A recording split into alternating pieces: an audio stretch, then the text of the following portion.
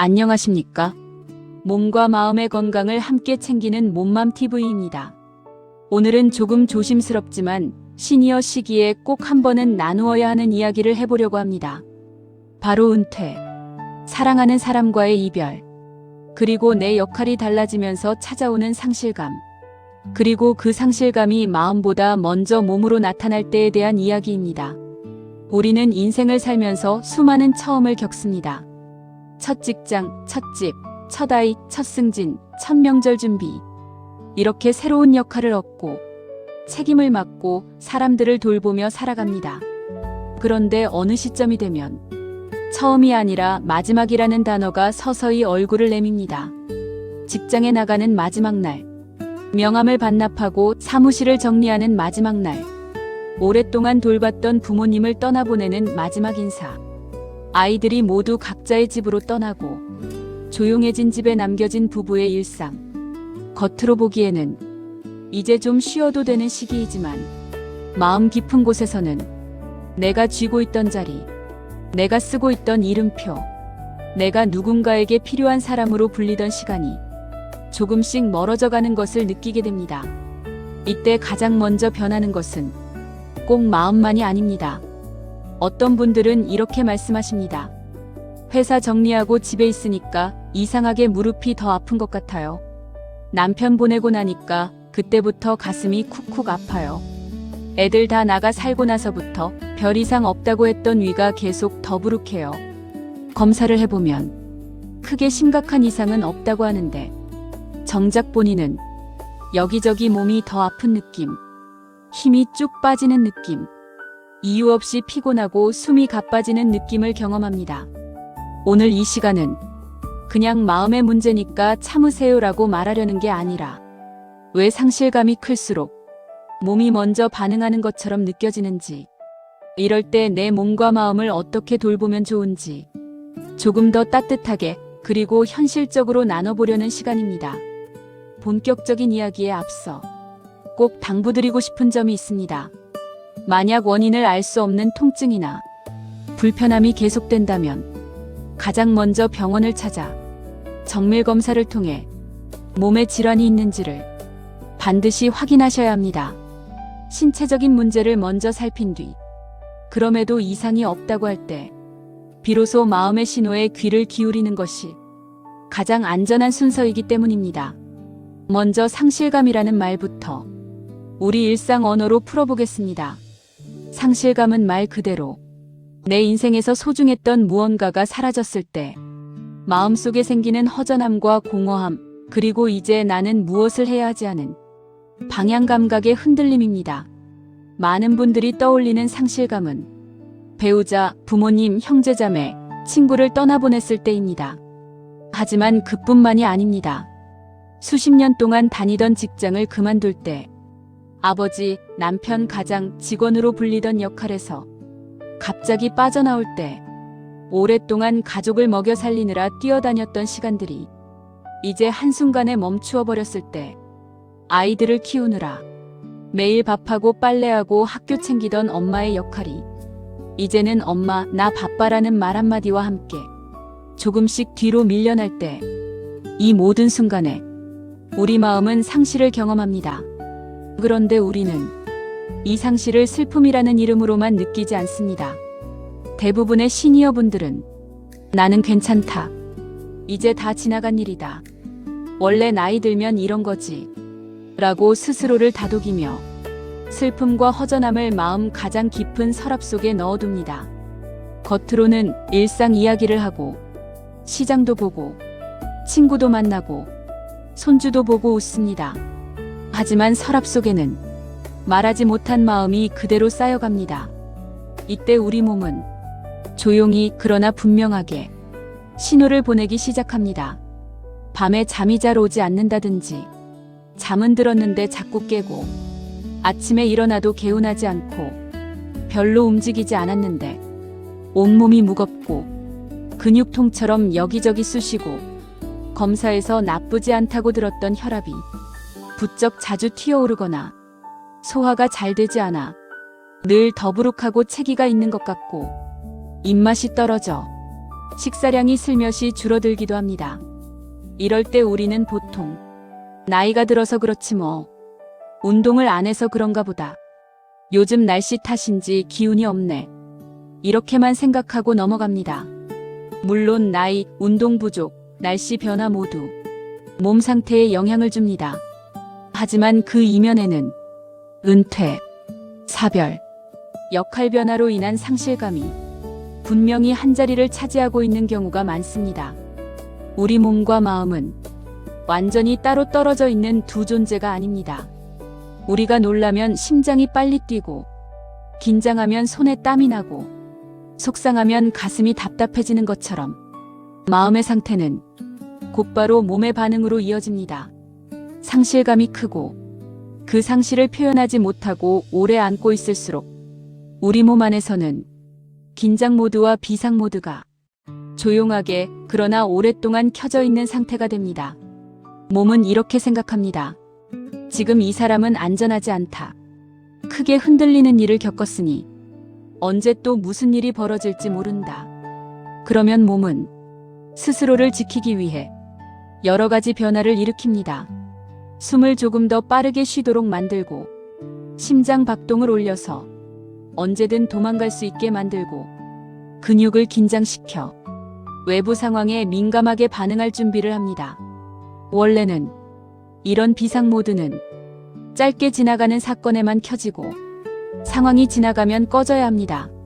하지만 큰 상실을 겪은 후에는 겉으로는 일상이 돌아온 것처럼 보여도 마음 깊은 곳에서는 나는 아직 안전하지 않다, 나는 아직 준비가 안 됐다라는 신호가 계속 남아있을 수 있습니다. 이때 몸은 계속 경계 태세를 유지하려고 합니다. 마치 밤새도록 집안의 모든 전등을 켜두고 경보기를 울리고 있는 상태와 같습니다. 전기는 계속 닳고 기계는 과열되겠죠.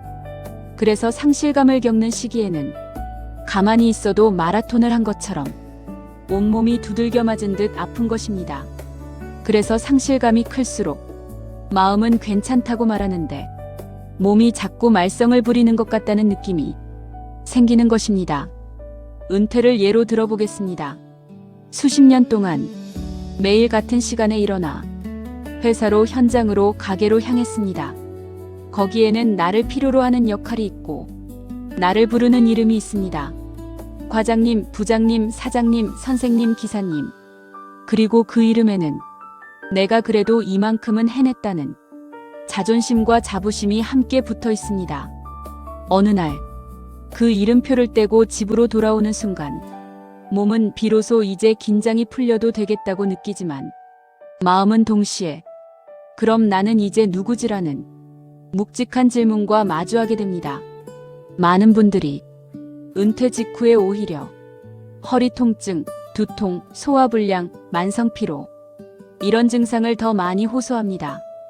오랫동안 누르고 버텼던 긴장이 한 번에 풀리면서 몸이 그동안 미뤄두었던 피로를 한꺼번에 보여주는 것입니다.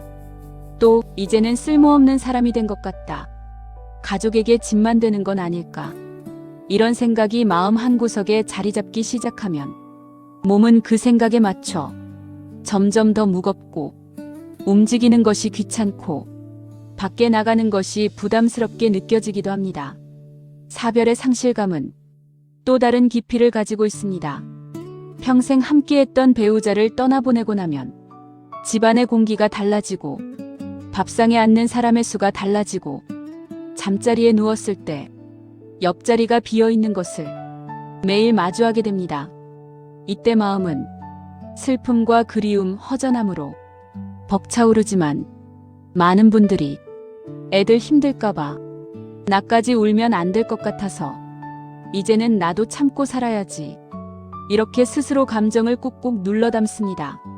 그러면 울음 대신 가슴 답답함이 찾아오고 눈물 대신 두통과 어지러움이 올라오고 말하지 못한 서운함과 그리움 대신 소화장애와 만성피로가 몸의 언어로 표현되기도 합니다.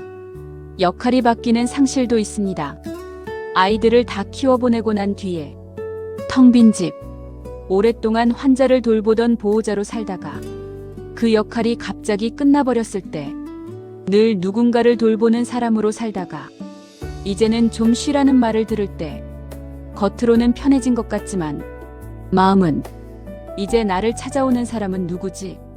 이제 나를 필요로 하는 곳은 어디지? 라는 질문과 마주합니다. 이때도 몸이 먼저 변화를 보여줍니다. 갑자기 힘이 쭉 빠지고 하루가 길게 느껴지고 아프지 않던 곳이 아프고 자꾸 소소한 통증이 늘어나는 것처럼 느껴지기도 합니다. 여기서 한 가지 꼭 짚고 넘어가야 할 것이 있습니다. 몸이 아플 때 이건 다 마음 탓이야. 이렇게 단순하게 말해서는 안 된다는 점입니다. 가슴이 답답하고 숨이 차다면 반드시 심장과 폐를 확인해 봐야 하고, 두통과 어지럼이 심하다면 혈압과 뇌혈관을 검사해 볼 필요가 있고, 소화불량이 계속된다면 위와 장의 상태를 살펴보는 것이 중요합니다. 몸의 병을 마음의 문제겠지 하고 넘기면 안 되는 것처럼 마음의 문제를 검사에서 이상 없으니 괜찮다 하고 끝내버려서도 안 됩니다. 검사로 확인할 수 있는 부분을 점검해 큰 이상이 없는지 확인하는 것은 중요한 첫 단계입니다. 그 다음에는 검사에서는 큰 문제는 없다는데 왜 나는 여전히 이렇게 아플까? 라는 질문을 몸만이 아니라 마음에게도 던져볼 필요가 있습니다. 혹시 내가 아직 충분히 울지 못한 슬픔이 있나? 나는 내 상실을 제대로 인정해 본 적이 있나? 나는 누군가에게 내 마음을 털어놓아 본 적이 언제였지? 이 질문에 솔직하게 답해보는 과정이 필요합니다. 상실감을 겪을 때 몸이 먼저 아플 수 있다는 사실은 우리에게 이렇게 말해줍니다. 네가 너무 아파서, 마음이 혼자 버틸 수 없어서 몸이 대신 신호를 보내고 있는 것일지도 모른다. 그래서 이럴 때일수록 내 몸의 증상을 귀찮은 문제가 아니라 마음이 보내는 편지처럼 읽어보는 연습이 필요합니다. 물론 마음이 아파서 몸이 아프다는 말은 누군가에게는 불편하게 들릴 수 있습니다. 내가 아픈데 그럼 다 내 마음가짐 탓이라는 말인가? 이렇게 느껴지실 수도 있습니다. 하지만 여기서 말하고 싶은 것은 누군가를 탓하려는 말이 아니라 마음도 치료가 필요하다. 마음도 쉬어야 한다. 마음도 보듬어야 한다는 사실을 놓치지 말자는 것입니다. 그렇다면 상실감이 클 때, 몸이 먼저 아플 때 우리는 일상에서 어떻게 나와 내 몸을 돌보면 좋을까요? 먼저 내 감정을 이름 붙여보는 것부터 시작할 수 있습니다. 나는 지금 슬프다. 나는 지금 허전하다. 나는 지금 화가 난다. 나는 지금 억울하다. 이렇게 말로 꺼내보는 것만으로도 마음의 무게가 조금 달라집니다. 우리는 평생 참아라, 넘겨라, 괜찮다, 말해라를 배우며 살아왔지만 마음의 상처는 이름을 붙여줄 때부터 비로소 진짜 상처로 인정받게 됩니다. 그래야 치료도, 위로도, 돌봄도 시작될 수 있습니다. 종이에 써보셔도 좋습니다. 나는 지금 무엇이 가장 힘든가? 무엇을 잃었다고 느끼는가? 나는 그 사람, 그 자리, 그 시간을 떠올릴 때 어떤 마음이 가장 먼저 올라오는가? 글씨가 삐뚤어져도 괜찮습니다. 글자가 엉켜도 괜찮습니다. 중요한 것은 그동안 서랍 속에만 넣어두었던 마음을 이제는 바깥 공기를 한번 쐬어보는 것입니다. 또 하나 중요한 것은 몸을 통해 마음을 달래는 방법입니다. 상실감이 클수록 몸은 더 웅크려지고 어깨는 점점 말리고 고개는 아래로 떨어지고 숨은 얕고 빨라집니다. 이 상태에서는 어떤 좋은 말도 마음속으로 깊이 들어오기 어렵습니다. 그래서 생각을 바꾸기 전에 먼저 몸을 다독이는 것이 도움이 됩니다. 집안에서라도 천천히 걸어보면서 발바닥이 바닥을 딛는 느낌, 무릎이 구부러지고 펴지는 느낌, 공기가 폐 안으로 드나드는 느낌에 잠시 집중해 보는 것입니다. 창가에 서서 하늘과 나무를 바라보며 코로 숨을 들이마시고 천천히 길게 내쉬는 것만으로도 몸은 지금은 당장 싸우거나 도망치지 않아도 되는구나. 조금은 쉬어도 되는 시간이구나라고 느끼게 됩니다. 상실의 시기에는 식사도 흔들리기 쉽습니다. 입맛이 없어 밥을 거르다 보면 피로가 더 심해지고 어지러움과 두근거림이 더 자주 찾아올 수 있습니다. 이럴 때 많이 먹으려 애쓰기보다 조금씩 천천히 내 몸이 감당할 수 있을 만큼만 규칙적으로 먹어주는 것이 중요합니다. 죽 한 숟가락, 따뜻한 국물 몇 숟가락, 계란 하나, 바나나 하나라도 내 몸이 버틸 수 있도록 내가 도와주는 행동이라고 생각해 주셨으면 합니다. 상실감을 혼자 품지 않고 누군가와 나누는 것도 매우 중요합니다. 말을 꺼내는 것이 쉽지 않을 수 있습니다. 내가 이런 이야기하면 상대가 힘들어하지 않을까, 울음이 터질까봐 무서워서 차라리 아무 말도 안 하고 싶다, 이런 마음이 드는 것도 너무나 자연스럽습니다. 하지만 마음의 짐은 입 밖으로 한번 나올 때마다 무게가 조금씩 줄어듭니다. 상대가 해결책을 주지 못해도 괜찮습니다. 그랬구나. 그동안 정말 힘들었겠다. 이 한마디면 충분합니다. 가족에게 말하기 어렵다면 친구에게, 이웃에게, 혹은 요즘 많이 늘어난 상담센터, 치매안심센터, 정신건강복지센터 같은 곳에서 전문가와 함께 나누는 방법도 있습니다. 눈물을 보이는 것이 약해지는 게 아니라 견디느라 쌓였던 긴장을 내 몸과 마음에서 조금씩 밖으로 꺼내는 과정이라고 생각해 주셨으면 합니다. 이 상실의 시기를 지나는 동안 주의 깊게 살펴봐야 할 신호들도 있습니다. 아무것도 하기 싫고 일상생활이 마비될 정도의 무력감이 2주 이상 지속된다면 이야기는 조금 달라집니다. 단순히 슬픈 감정을 넘어 전문적인 도움이 필요한 우울 증상의 신호일 수 있기 때문입니다. 예전에는 즐겁던 일들도 이제는 다 귀찮게 느껴지고 잠을 거의 못 자거나 반대로 하루 종일 누워있고 싶다면 또 내가 없어져도 괜찮겠다는 생각이 머릿속을 자주 스쳐 지나간다면 이때는 그냥 시간이 해결해 주겠지라고 혼자 버티기보다 주치의, 정신건강의학과, 상담센터 등 전문적인 도움을 한 번쯤은 꼭 받아보셔야 합니다. 자살 예방 상담 전화 1393, 정신건강위기 상담 전화 1577-0199로 언제든 연락하실 수 있습니다. 이것은 약한 사람이 하는 선택이 아니라 나 자신을 지키기 위한 매우 용기 있는 선택입니다. 오늘 이 이야기를 들으시면서 혹시 이런 생각이 드셨을 수도 있습니다. 그래도 나는 내 상실을 남들에게 떠들고 다닐 생각은 없어.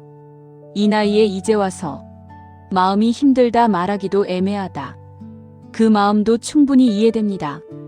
그래서 저는 이 말씀만은 꼭 전해드리고 싶습니다. 상실 앞에서 누구도 강한 사람은 없습니다.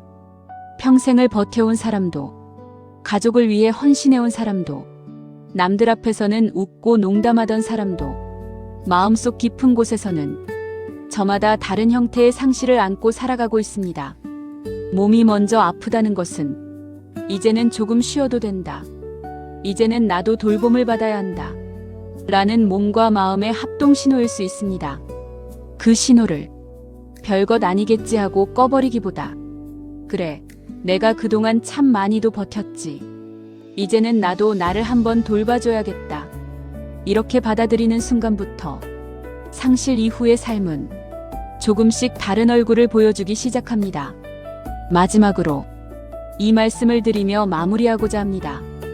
우리는 모두 무언가를 잃으면서 여기까지 왔습니다. 젊은 날의 체력도, 아이들이 엄마 아빠만 바라보던 시절도, 하루 종일 바쁘게 뛰어다니던 직장인의 시간도 언젠가 뒤로 물러났습니다. 하지만 상실만 남은 것은 아닙니다. 그 사이에 내가 쌓아온 경험과 지혜, 사람들에게 건넸던 따뜻한 말과 손길, 지켜온 가족, 함께 웃었던 시간들도 같이 남아 있습니다. 은퇴, 사별, 역할 변화로 마음이 무너질 것 같은 날에도, 내 몸이 먼저 아프다고 느껴지는 날에도 나는 여전히 여기 있다. 아직도 누군가에게 소중한 사람이다. 이 사실만은 잊지 않으셨으면 합니다. 몸맘TV는 여러분의 몸만이 아니라 상실을 지나가는 여러분의 마음까지 조금 더 편안해질 수 있도록 앞으로도 조용하지만 진심 어린 이야기로 계속 함께하겠습니다. 오늘도 끝까지 함께해 주셔서 진심으로 감사합니다. 지금 이 영상을 보고 계신 당신의 마음이 조금은 덜 외롭고 조금은 더 가벼워지기를 바라며 이 시간을 마치겠습니다.